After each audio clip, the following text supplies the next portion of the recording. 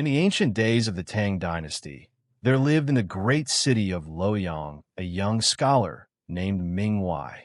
He was celebrated for his beauty, his learning, and his skill in poetry. Though still young, his fame had already spread beyond the city walls. Students and officials alike sought his company, and wealthy families hoped he might marry their daughters. Yet Ming-Y cared only for his studies and the quiet pleasures of verse. It was the time of the Feast of Lanterns, and the whole city blazed with light. Thousands of silk lanterns hung from every roof and gateway, swaying like living flames in the warm spring breeze. Ming-Y wandered the streets alone, letting the crowds carry him past acrobats and musicians, past stalls selling sweet rice cakes and candied fruit. The air smelled of incense and blossoms. Somewhere a flute was playing, its melody threading through the noise like silver wire. Then he saw her. She stood beneath a willow tree at the edge of a bridge, more beautiful than any woman he had ever imagined. Her robes were the pale green of early spring, embroidered with barely visible threads of gold. Her black hair was pinned with a single jade ornament. A servant girl stood behind her, carrying a lantern. The woman turned, and their eyes met across the swirling crowd. Ming-Y felt his heart seize. He could not look away. The woman smiled, a small and secret smile, then turned and walked along the canal road, her silk sleeves catching the moonlight. Without thinking, Ming-Y followed. The crowds thinned, the lanterns grew sparse. She led him through streets he did not recognize, past darkened houses and sleeping gardens, until she stopped before a great gate he had never seen before. The gate swung open at her approach.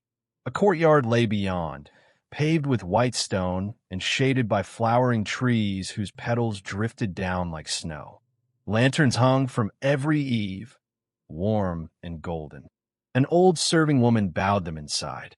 The house was vast and beautiful, filled with screens of painted silk and furniture of dark, fragrant wood. The woman turned and spoke, her voice low and musical.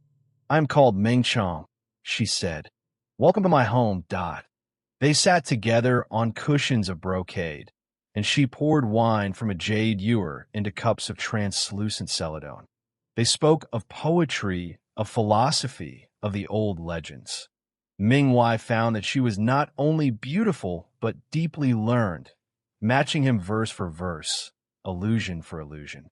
Her laugh was like water over stones. He forgot the hour, forgot the world outside, forgot everything but the warmth of her gaze across the lamplight.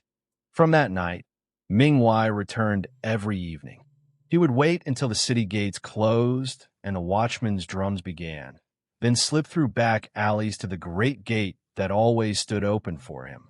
In Ming-Chong's garden, the flowers never wilted and the moon never set. They read together, wrote poems together, walked among the plum trees while she told him stories of ancient spirits and forgotten kingdoms. He had never been so happy. The old serving woman watched him with eyes full of pity. One evening she pressed his hand and whispered, "Young master, you are kind and good, but some doors should not stay open too long.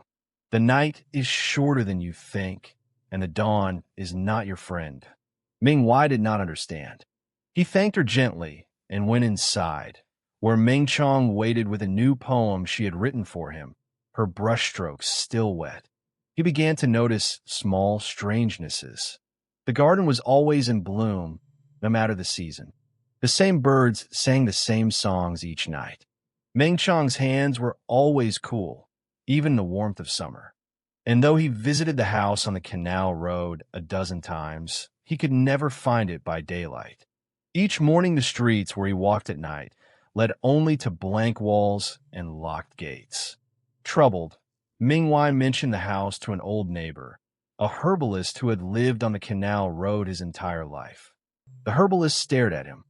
"There is no great house there," the old man said. "There was one long ago. The family of Ming died of a plague 30 years past. The house burned, and the land was left empty. People say they hear singing there at night, but no one dares to go near. Ming-Y went by day and found the truth. Where the great gate had stood, there was only a crumbling wall choked with weeds. A stone court lay cracked beneath the roots of trees that had grown through it. In the far corner, half hidden by vines, stood a tomb, its inscription worn nearly smooth. He knelt and traced the characters with his fingers. Here lies Meng-Chong, beloved daughter, taken too soon. That night he returned. The gate stood open as always. The courtyard glowed with lantern light. Meng-Chong waited in the garden, her pale green robes luminous among the plum blossoms. She saw his face and knew that he knew. Her smile faded, and in her eyes he saw a sadness older than the world. "So you have learned," she whispered. "I feared this night would come, though I always knew it must." She took his hand, and her fingers were cold as jade. "I died 30 years ago," she said, "in the plague that took my family. My body lies beneath the stone you read today. But something kept me here, some unfinished longing. I did not know what it was until I saw your face among the lanterns, and then I knew. I had been waiting all those years for someone like you." Ming-Y held her hand and could not speak. The old serving woman appeared, weeping silently, and then dissolved like mist in the moonlight. Meng-Chong's form grew faint, her robes turning translucent. "Do not grieve," she said. "You gave me what I waited for. Now I can rest." She leaned forward and kissed his forehead, her lips barely warm. Then she folded like a flower closing at dusk, and the garden went dark. Ming-Y stood alone in a ruined courtyard. The lanterns were gone. The flowering trees were bare and skeletal. The screens and furniture had crumbled to dust.